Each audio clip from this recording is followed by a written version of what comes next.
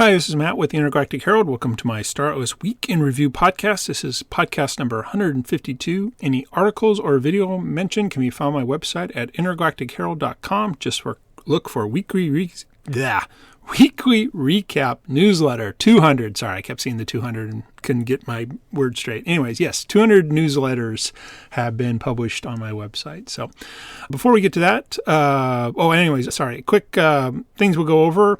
Last week I did mention there was a interview with Michael Wagner, and I just didn't have time to listen to it before I recorded the last podcast. I did, so I have just a couple of thoughts on that. The Atlas Brew occurred this past weekend. The Lore Keepers also occurred this past weekend. So that's sort of been the updates from the community. But before we get to that, just a couple things that I'm doing in Star Atlas to make you aware of. One, of course, is my website, intergalacticherald.com. It's a great Star Atlas resource website. It's got guides, particularly beginner guides to get started playing. Admittedly, a little outdated, but it hasn't changed much, so I think you could still figure it out. At least the UE5 stuff has changed, but the other stuff seems pretty similar. Anyway, so there's guides there.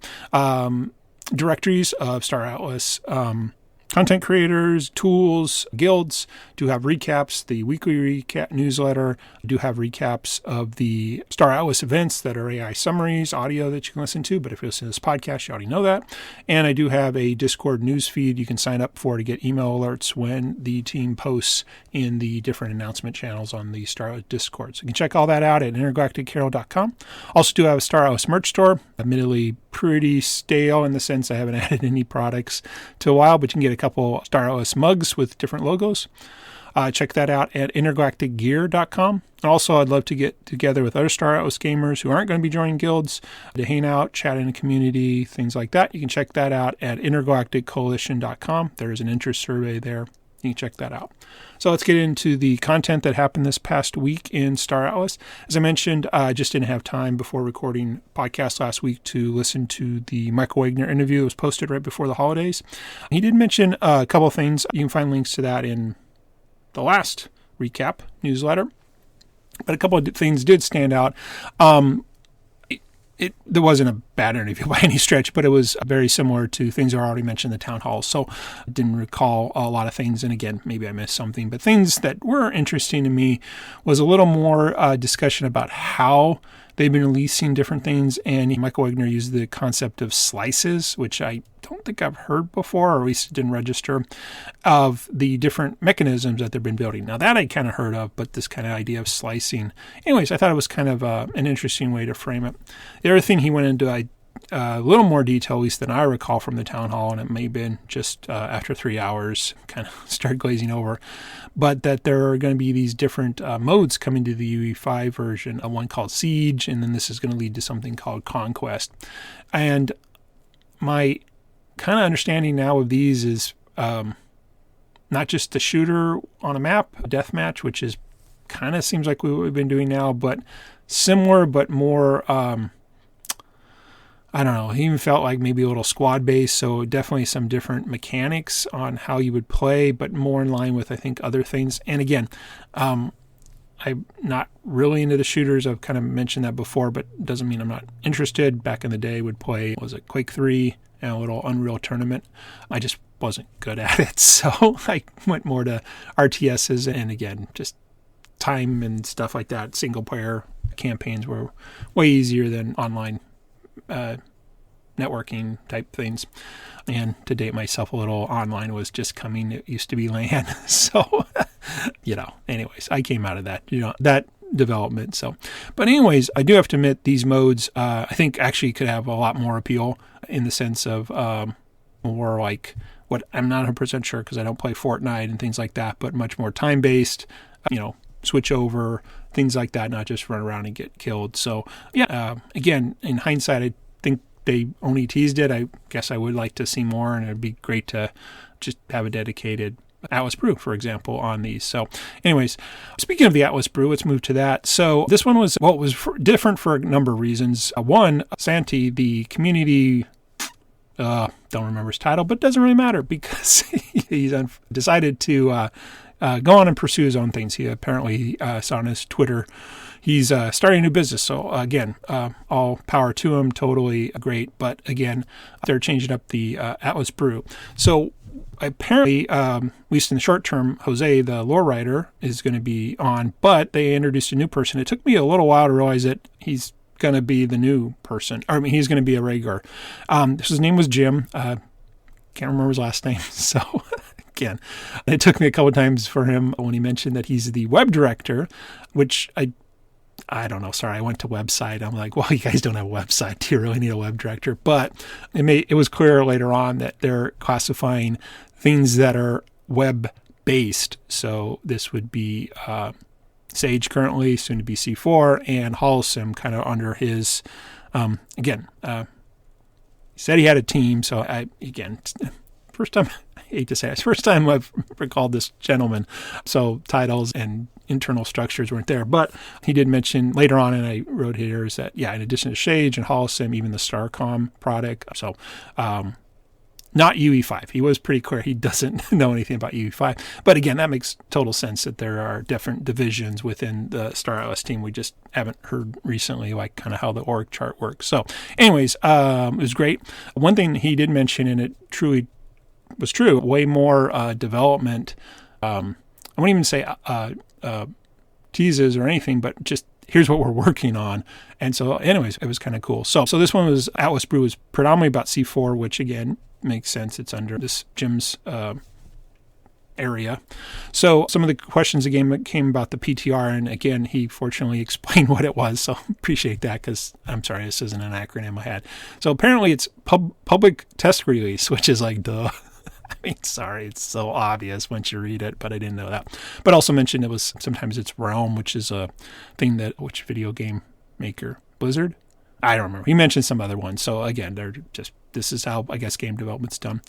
So anyway, so he talked a little bit about that. One thing he did mention I thought was really great was that setting expectations that this will be buggy, and it will be a pre-release. And again, public test release is one interesting thing, but pre-release is another thing. So again, I think that's good to know that, we should just expect it bluntly not to work, and that's okay. That's what they're doing it.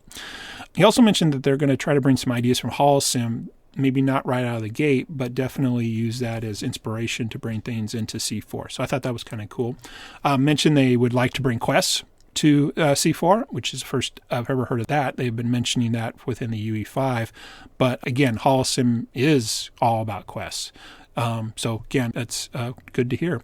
One thing he did mention, and it partly resonated with me because I've been mentioning it a while, to me, games need to be fun, and he said he wants to make the game more fun. So game being C4/Sage, and kind of also wonder if they're just going to keep calling it. I think I'm not sure. I think C4 was what it is. I don't think C4 is the name. So I think it's an internal project name. I think it's always been, but I'm not sure. But anyways, hopefully all that will be clear once they make everything public. So he did also mention that all parts of C4, so the combat, claim stakes, crafting hubs, council rank, is all running currently on the internal version of Zinc. So they've been obviously building for that. He also mentioned in this first time that the user interface will be familiar but better. So that's also kind of interesting. And again, now I think it's pretty clear as the web director of these products that this is obviously a web-based game. Not that it ever wasn't, but again, just kind of clear. And I think the reason I bring that up is there's been a lot of talk on the fleet command moving into UE5. So the fact that there is a team now, again, I don't know if long term there'll always be a web version, but I've also mentioned in the past that I think UE5 is going to be a barrier to entry of people without specific computers and video cards and things like that. So if the whole concept of compostability is true, not having a web interface / someday mobile interface / UE5, it just give everybody choices. Again, it doesn't have to be same set of features, mind you, but again, just some part of it. So anyway, so that's cool. He was also asked and answered, why was there a delay? And this is, I think, reinforcing things we did here at the town hall, that they really needed to build out this new framework. And again, they throw around a lot of words, and Jim was upfront that he's going to talk technical, and I'm more than happy not to know things, but that's cool that, again, they had to build this framework, which I think became the Star Path. Again, I think he mentioned that. Also the Starcom. And I have to admit, this was the first time, maybe can't say for sure, but definitely, anyways, he said the version 2 of StarCom was a disaster, and he said, yeah, it was on me. And wow, cool, thank you. Again, didn't bother me that it didn't work. I mean, I know they're building stuff, but yeah, I don't know. That frankness was, I don't know, just cool. So somebody asked on the PTR if they'll move over everything, and he said no, they're going to start from scratch, and they might be resets. And then it kind of dawned on me that, yeah, there would be no expectation for a public release test that what you have, ships, resources, would just magically move over. Now, the real game, yeah, that's going to do, and I think, if I remember correctly, at the town hall, they mentioned it should be they're trying for a one-button click. But as a public test release, it'd be like, hey, just come and test this. It's literally a beta, and you have access to it. So, didn't kind of put 2 and 2 together, but that makes a ton of sense. So, and he did say all 4 parts will be available to test.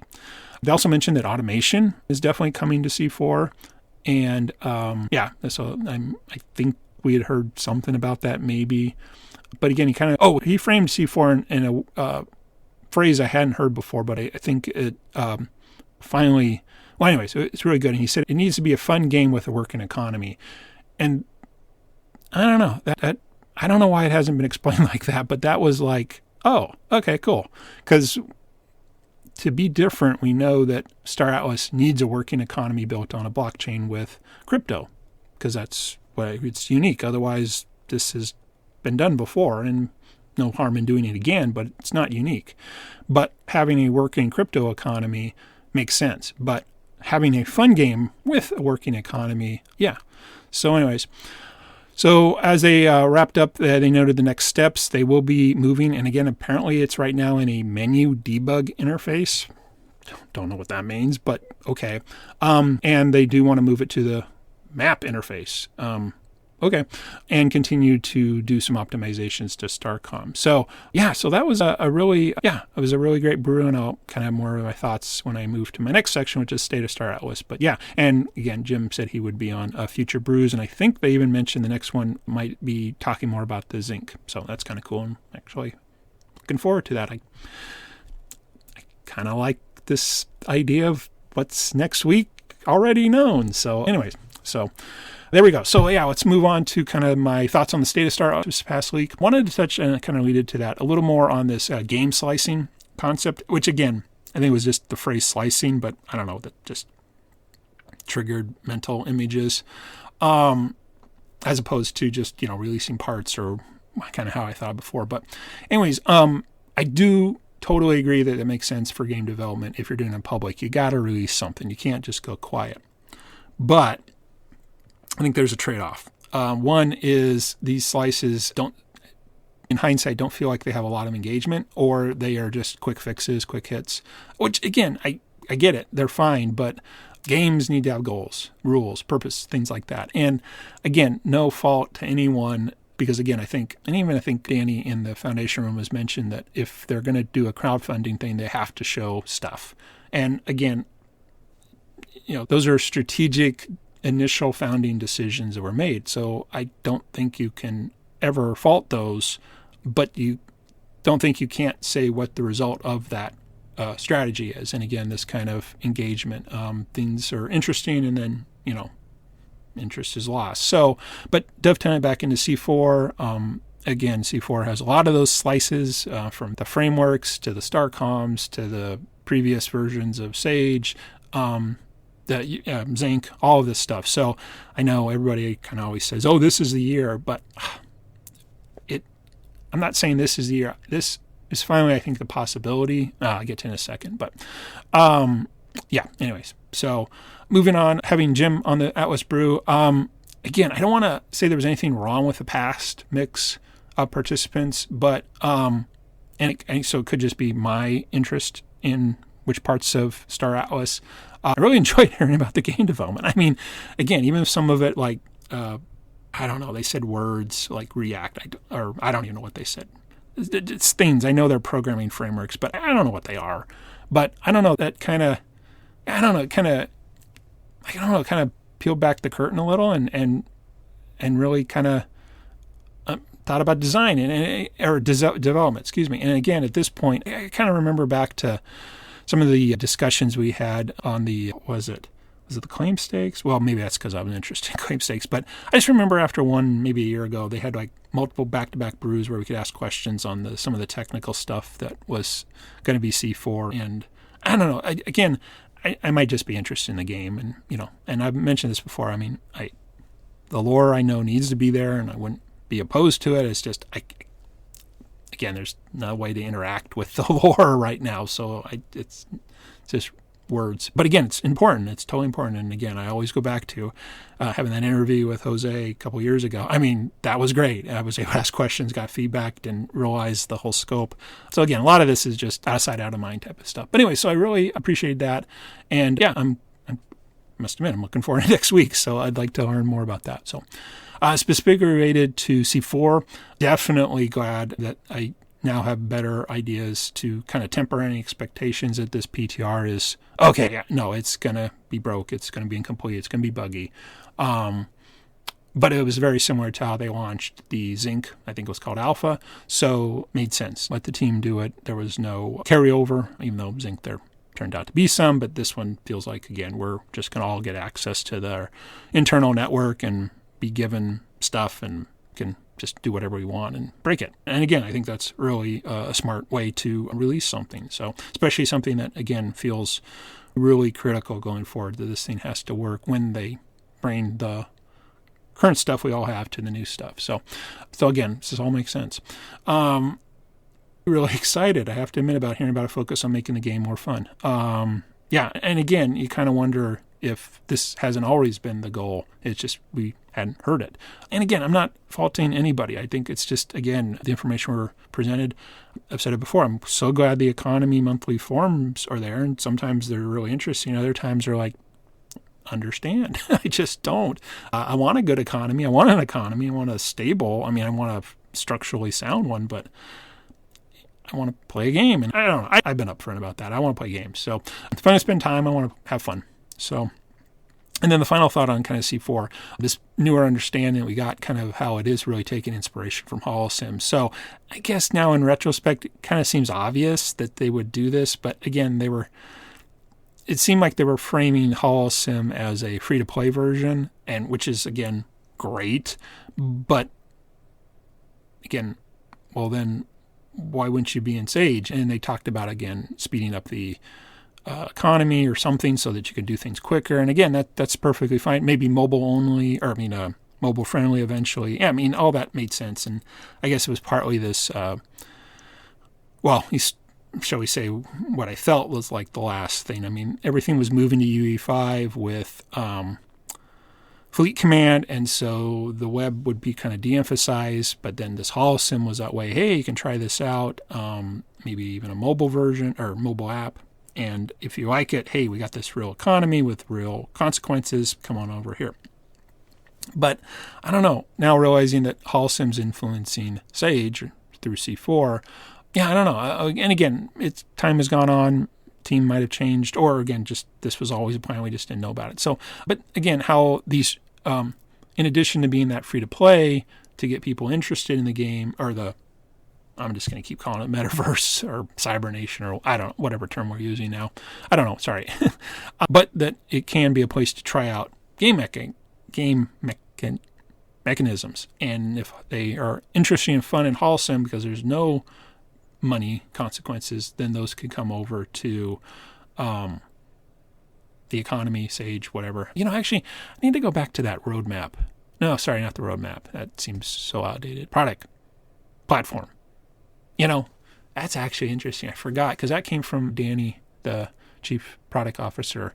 Yeah, I don't know. I'm kind of thinking that Fleet Command can exist, but web can exist too. I don't know. It doesn't matter. It's whatever they want to release. In the short term, they're releasing C4, so this is all moot. UE5, Fleet Command, we haven't heard about it. Don't know where it is. So this is the next thing. So anyways, yeah. So to summarize, or to wrap up, yeah, I have to admit, some of this information today kind of got me more interested in C4. Yeah, it talked to a lot of things that resonated. Unfortunately, still just hard being patient, because the PTR didn't have a date, and we were told, it's not ready yet. And we know for sure that Zinc launch is before C4 launch. So I think Zynq is moving forward. Nobody's mentioned that it's not, but the PTR hasn't. But again, Zynq can come out before C4 and the PTR can come out anywhere in there. And I'm sure they've said this, but if they haven't, I mean, if the PTR is unsuccessful, you don't launch. So again, it's a public test release. So it has to succeed before they release. So if it takes longer, no one's going to complain. I wouldn't. I don't want a buggy C4 to come out with real world assets. So anyways, yeah, so it's also nice understanding the technology improvements they had to make, both obviously Zynq, which we've talked about before, related to the transaction fees and reliability by being on an isolated network or blockchain. Also, again, it was mentioned, I remember during the summer, I think it was summer town halls about the Star Path, but sure now sounds like, and again, it's probably hard to talk about a framework and get everybody excited when we're talking about games, but it sure feels like, yeah, without having that, again, all these other things I don't understand about developing games or blockchain development or whatever, seems like that had to exist. And I guess we could say, though I don't think it's StarPath, but the whole StarCom, the communication layer, had to be there too. So, and then finally, actually, I'm kind of glad for automation being talked more and more about being just built in the game. Again, the tools that have been built by the community are awesome. Appreciate all their work, as the fact that it's compostable. It doesn't mean their tools aren't valued, but as it stands right now, manually clicking anything in Sage is, yeah, it's really, I don't think anybody really wants to do that as part of fun. Even just moving, I'll get to the second things I'm doing, but even just a couple commands, again, I just want to click a button and let the blockchain things happen behind the scenes. So I'll wrap up with my final section, my kind of journey point Star Atlas. So I have restarted in earnest trying to get a Mamba X. So I sent out my big fleet to start doing mining of nitrogen and kind of just let it go, partly because, again, I'm trying to get the experience points for Zynq. I did the calculations, but I just got busy. So at some point this week, I realized I'd mined enough. So it's like, okay, I finally just have to get my supply chain working. So I stopped doing that. And, not my mining fleet, my miner, the little Armstrong thingy. So it finished its goal of getting all the nitrogen. So I moved it over to a different star base to work on silica. So then I took my large fleet, which had been mining hydrogen, and decided to turn it into a transport fleet. So sending that out there, bring back the nitrogen. But once I got my miner over on the silicate,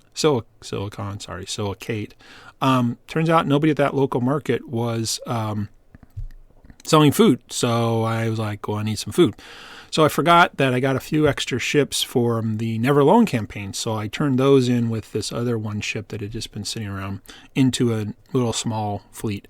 And storage was, I can't remember, like 5,000, but better than the other one, which was like 500 or something. So I was like, oh, okay, this makes sense if I'm going to burn a transaction. So anyway, so that one's taking food off to, I can't remember which starbase number, but one of them.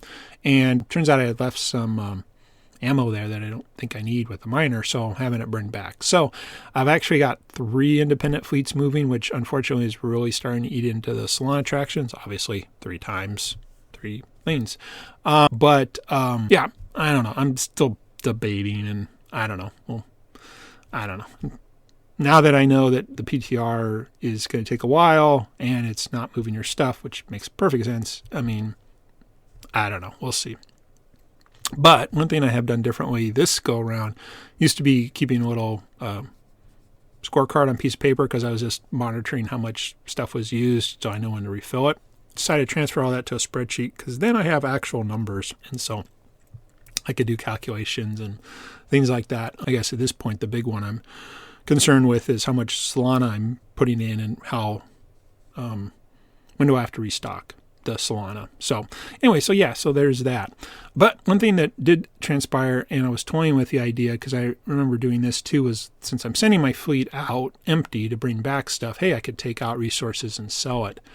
But given that there was no food at this one starbase, and again, these are the places I want to work, I was like, well, are there other people that want it there? Would it make some sense to go out and try to sell it? And I'm debating it, but I have this unfortunately bad feeling that there's just not enough players really playing anymore to support local markets. Now, again, certain local markets, if you're in this, I don't even know what they're called anymore. I don't know, whatever the big guys are still playing to get Atlas, I'm not. If you're not on those star bases where those things are, then I don't know. And I guess I'll be blunt, it would take more time than I have right now to figure this out. So I kind of was leaving with my mind, just think of this as a single player game. And so if you don't have resources someplace, you just have to bring your own, and trying to sell and figure out pricing points to sell. In the bigger picture, yeah, it would be a part of the game loop you should figure out. It makes a lot of sense. You're already spending things. But again, if this was Zinc instead of Solana, yeah, wouldn't even. Well, actually, I probably have more fleets running around doing things. So, I might break them into smaller things, or who knows what I would do. But yeah, so it's just more effort than I have right now. So anyways, yeah, so tracking those things on a spreadsheet, recording daily things, restocking. Pretty much it looks like food is my one big commodity that I have to the miner needs it. So transport, of course, they can get everything back at the Central Space Station. Can't remember, but I'm pretty sure transport doesn't require food, just fuel. Miner doesn't require ammo. So yeah, feel pretty good. But at some point I have a bad feeling I'm going to run out of food. So we'll see what those new claim stakes do for me since I bought those. I'm not sure I mentioned that. I did see a couple higher level 2, I think, claim stakes that got kind of cheap. And again, since my long-term C4 goal is probably to do a claim stake focused type of gameplay, whatever that means. But yeah, so I was able to purchase a few of those that got cheaper. So, but in the short term, I kind of getting more R4, so that's good. Oh, and I should mention, because of all those claim stakes, I realized my toolkits were growing and I have no purpose for them. So I have actually been selling those for an Atlas, purpose on on the Central Space Station. So at least I'm getting a little bit in that part. So yeah, so that's sort of me playing Star Atlas. Lastly, so anyways, thanks for listening. Again, wrapping up, just if anybody wants to be on the podcast, definitely open to the idea of having guests. So please let me know. You can reach me out on intergalactichero.com. Happy to chat with other Star Atlas community members, do a weekend review together, content creators. I'll have interviews with them, builders, hear about what you're doing. Of course, any team members that want to come on and mention stuff on my podcast. And not looking for alpha, actually more curious on beginner topics or things that, are about Star Atlas in general. Please do check out my website, intergalactichero.com. Great resource website with guides, directories, recaps, and the Discord newsfeed. If you want a Star Atlas mug, please go to intergalacticgear.com. And if you want to hang out with other Star Atlas gamers, not joining guilds, please check out intergalacticcoalition.com. Other than that, this is Matt with Intergalactic Hero. That was your week in Star Atlas. Have a great week ahead.